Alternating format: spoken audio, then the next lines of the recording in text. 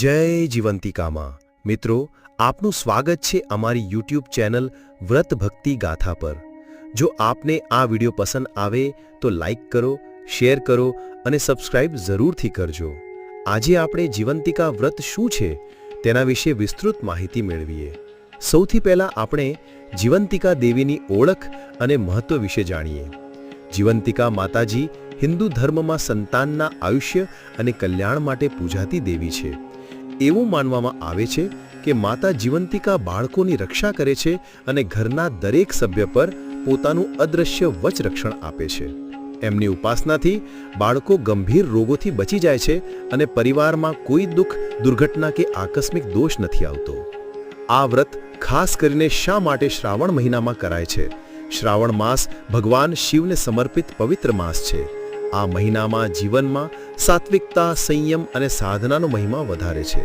એવું કહેવાય છે કે આ સમયગાળામાં માતા જીવંતિકા પૃથ્વી પર આવી પોતાના ભક્તોની પરીક્ષા લે છે અને જે ભક્ત શ્રદ્ધાથી ઉપવાસ કરે છે, કથા સાંભળે છે, તેમની માતા આજીવન રક્ષા કરે છે।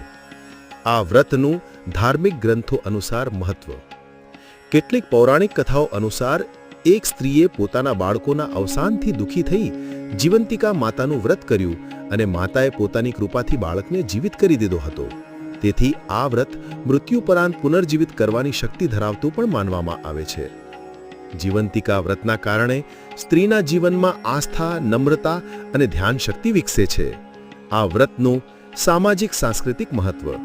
આજના સમયમાં જ્યારે રોગો, ટેન્શન અને દુર્ઘટનાઓ વધી રહી છે, ત્યારે આ પ્રકારના વ્રતો માનવીને આધ્યાત્મિક રીતે મજબૂત બનાવે છે।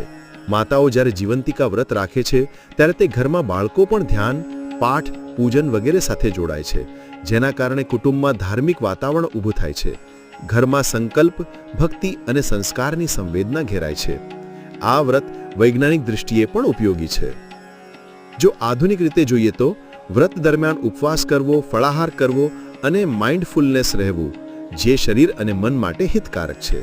સ્ત્રીઓ પોતાની શક્તિનો આનંદ લે છે અને એકવાર વર્ષમાં એક શાંત પવિત્ર અભ્યાસ સ્વરૂપે આ વ્રત રાખે છે। આ વ્રત કોણ રાખે છે?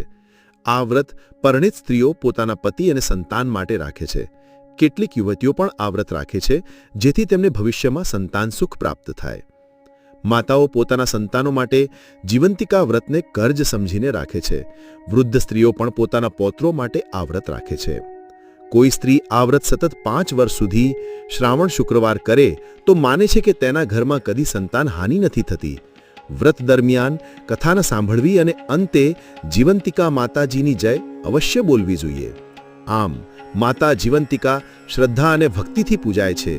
જ્યાં જ્યાં એમના વ્રતનો દીવો પ્રગટે છે ત્યાં અજ્ઞાનતા અને દુઃખ અંધારું દૂર થાય છે। તો મિત્રો, આ જીવંતિકા વ્રતનો પ્રભાવ છે।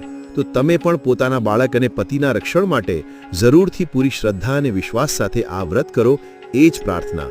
અને જીવંતિકામાં આપના પરિવારની સદાય રક્ષા કરે। જો તમને આ વિડીયો પસંદ આવ્યો હોય તો અમારી યુટ્યુબ ચેનલ વ્રત ભક્તિ ગાથાને લાઈક અને શેર કરો।